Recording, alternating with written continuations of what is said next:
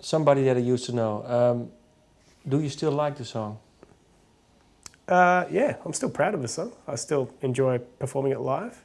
And I can't say I've sat down to listen to it, as a recording and, I don't know, seen what I felt or, evaluated whether, I'm still sort of into that. But I guess because I'm just playing it live every night, that's my experience of it at the moment. And I still enjoy that. When you finished the album, and well, you said somebody that I used to know was the last song. When you finished that album, what did you think of of that song or maybe other songs? Oh, I've always got, I usually feel there'll be some songs I feel worked more effectively or were closer to what I hoped they'd sound like, what I kind of felt they could sound like, and others that I maybe feel a bit more disappointed by in terms of, they might be finished or I might be letting them go, but I feel like I wanted them to be something slightly different or something more.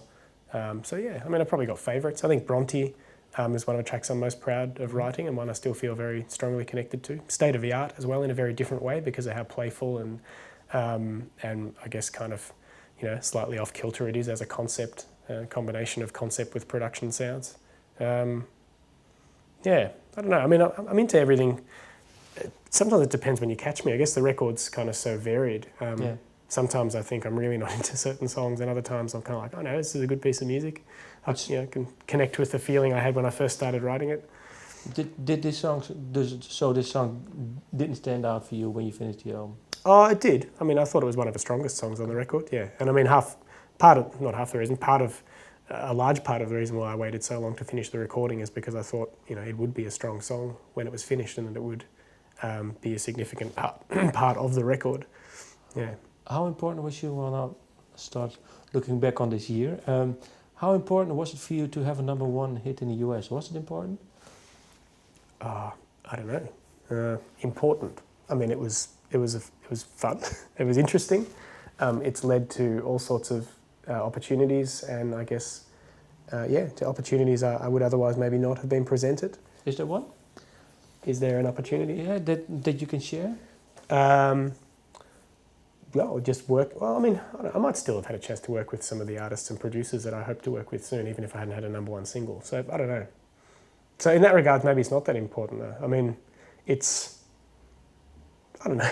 I kind of like the idea of doing anything once. So having done that, I mean, people ask me, like whether I worry about being a one-hit wonder. I'm kind of like, well, I don't know. I mean, I don't really mind if I don't ever really have a big hit like that because I'm a bit like, well, I've had that experience. That's what it was like. It was kind of cool sometimes, strange, a bit weird, not very good other times. And, yes, it equals a certain number of record sales and maybe, the financial freedom to do certain creative things and lead my life a certain way. So that's, that's very welcome. That's great. But, yeah, I don't know, having like #1s as like a statement or like as a status or something like that, it doesn't really count for much, I think.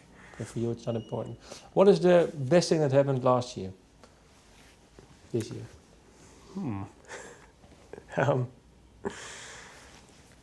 I don't know. I can't think of a single event, that looms large over everything else. I've been having a really great time, especially on tour, seeing a lot of the world, doing really great shows. I mean, it probably wouldn't be something to do with like a marker of the success of my song or my album. It'd be, I don't know, more something like a really great swim I took at Summers Beach near where I live. That was probably the best time of, if I was to tell you like when I felt the most, I don't know, joyful and free and excited about life. It's probably something like that. It might have nothing to do with my music, at least not with the career side of my music. Oh, it could be, but then you had time to, digest everything that happened, maybe. I mean, it all feeds into sort of, how you feel. I mean, how my music, I guess, goes on some level. I know it's kind of deeply wrapped up somehow with my sense of self-worth.